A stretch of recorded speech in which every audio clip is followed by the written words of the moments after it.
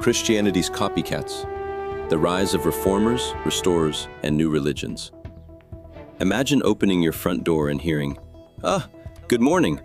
We'd like to tell you why Christianity got it wrong for nearly 2,000 years. Now that's one bold sales pitch.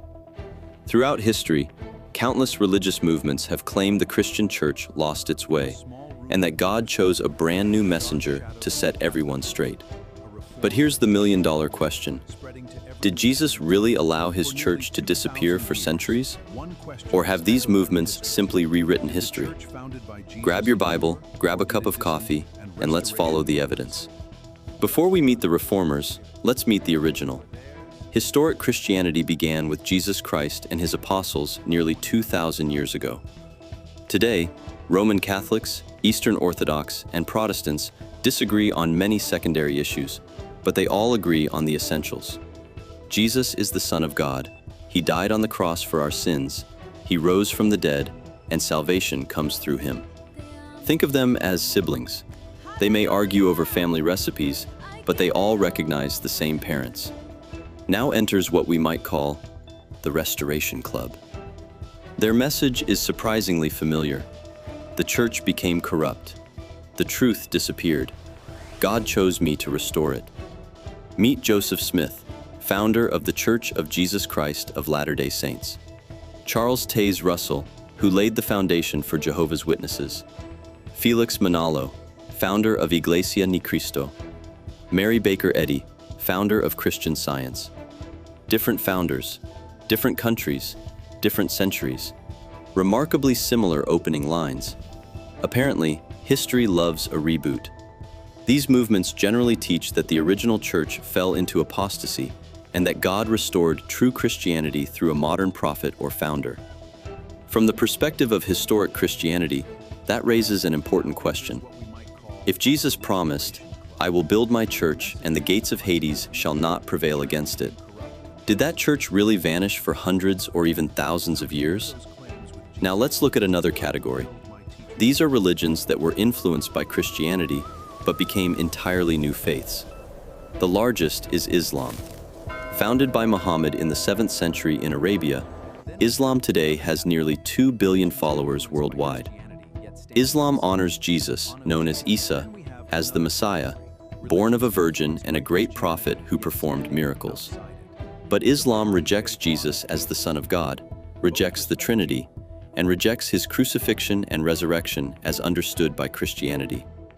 Then we have the Bahá'í Faith. Founded in Persia by Baha'u'llah in 1863 and now headquartered in Haifa, Israel, it has approximately 8 million followers. The Bahá'í Faith teaches that Jesus was one of many divine messengers, alongside Moses, Buddha, Muhammad, and Baha'u'llah, each revealing God's message for different ages. Although both religions respect Jesus, they present a very different understanding of who he is and what he accomplished. Then there are Christian-inspired religious movements that combine Christian teachings with new revelations and additional beliefs. One example is the Unification Church, founded in South Korea in 1954 by Sun Myung Moon. The movement teaches that Jesus began God's work, but that it required completion through a new messianic mission. Again, we see a familiar pattern. Here's something fascinating. No matter the century, the storyline hardly changes. Step 1. Announce that Christianity got it wrong. Step 2. Claim new revelation. Step 3. Introduce new scriptures, new prophets, or new interpretations. Step 4. Declare that you've restored the original faith.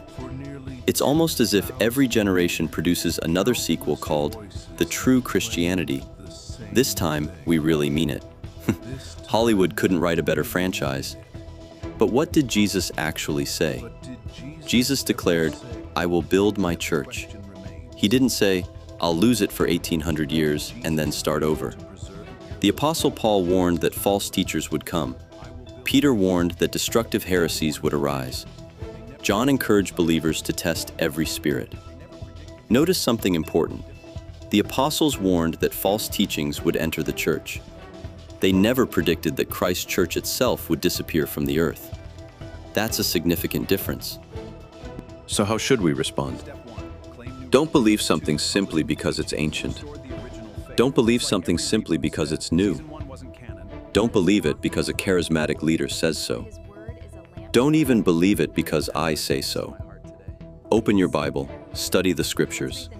Compare every teaching with the life and teachings of Jesus Christ and with the message handed down by his apostles. Truth has nothing to fear from honest investigation. If a belief cannot withstand sincere questions, careful research, and biblical examination, then perhaps it deserves to be questioned. History is filled with movements claiming they restored Christianity. Yet the question remains, did Jesus fail to preserve his church? Or has his gospel remained remarkably consistent through the centuries, despite human weakness, persecution, and division? I'd love to hear your thoughts in the comments below. If you enjoyed this journey through history, please like this video, subscribe to the channel, and share it with someone who enjoys exploring faith, history, and the evidence behind Christianity. This is Terry's Diverse Horizons. Thank you for watching. Until next time, keep asking questions, keep seeking truth, and as always, keep spreading the word.